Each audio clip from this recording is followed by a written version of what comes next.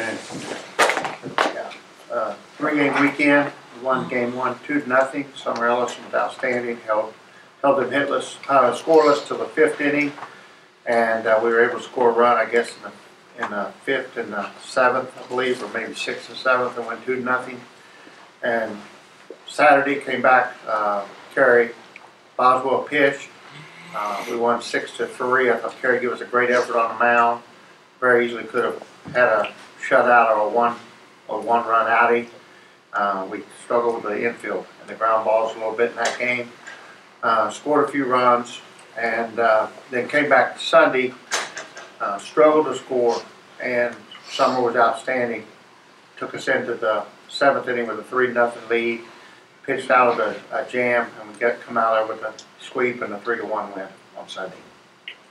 Coach, you had talked the week before how about the 2 weeks before that y'all did drawing a lot of walks. Now on Saturday you did, but in the other 2 days they didn't walk a lot. Is that and y'all didn't get a lot of hits? How much credit do you have to give Georgia Southern, and or what else did you see about the weekend and kind of struggling to score runs this weekend?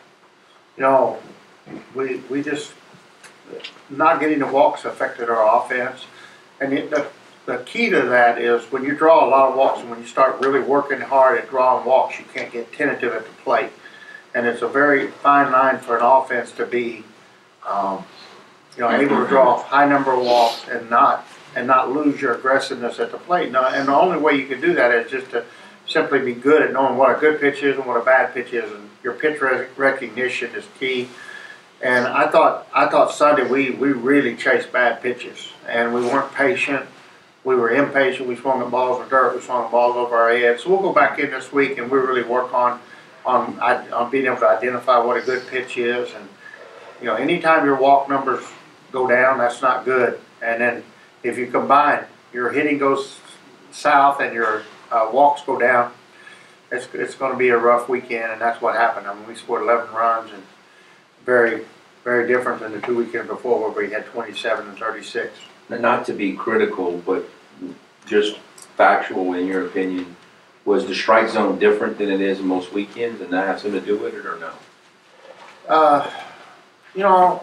Looking at the film, there was, the strike zones were a little bit inconsistent. I thought, especially Sunday, I thought the strike zone was all over the place and really big at times and really small at times, and that's just part of the college game. And if we really know we should be swinging to what our strike zone is, we shouldn't let the umpire affect our strike zone ever.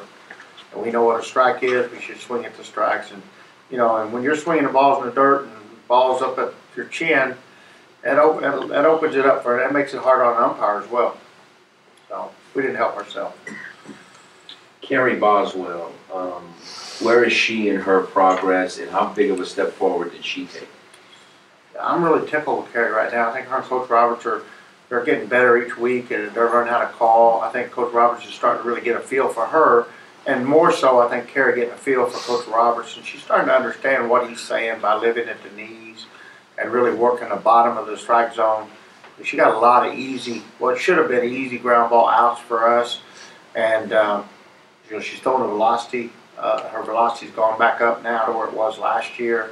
Her changeup is dramatically improved this year. Her mental game is way better this year. So I'm elated with where Carrie is, and I think she'll be able to give us some quality innings down the stretch here. How eager are you guys to get back to Mcneese and maybe, I don't know, right or wrong or whatever you want to call it? I'm excited just to be back in Louisiana, and we'll have a good crowd up at Mcneese. I remember going there last year. It was really a good fan base there, and a lot of support there for both us and them, and it was a really good regional game that brings a lot of excitement. And so I look forward to going back to that, and I can't wait to get back to Lamson on the weekend with our fans. I think our kids need to be back out there in front of our fans.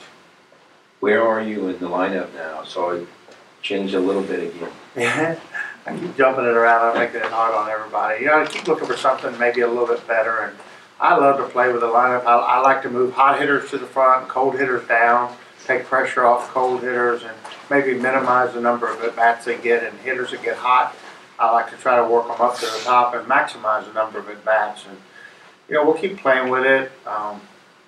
You know, without a doubt, the South Alabama lineup was very good and very effective. And so, you know, there comes a point where we need to do that to get back. We've got that. I keep track of all that. And, you know, Kara Grimion's really getting hot now. I'd like to move her back up. Keely had a really good game Sunday, 2 for 2. I'd love to get her back up. Dalton's red hot right now, and I'll probably just leave her alone as long as she stays red hot. So we'll keep playing with her a little bit, and somewhere about the maybe 2 weekends before the conference tournament, I'd like to lock in and go with what I'll be my postseason lineup in a perfect world. Anything else? Good. I think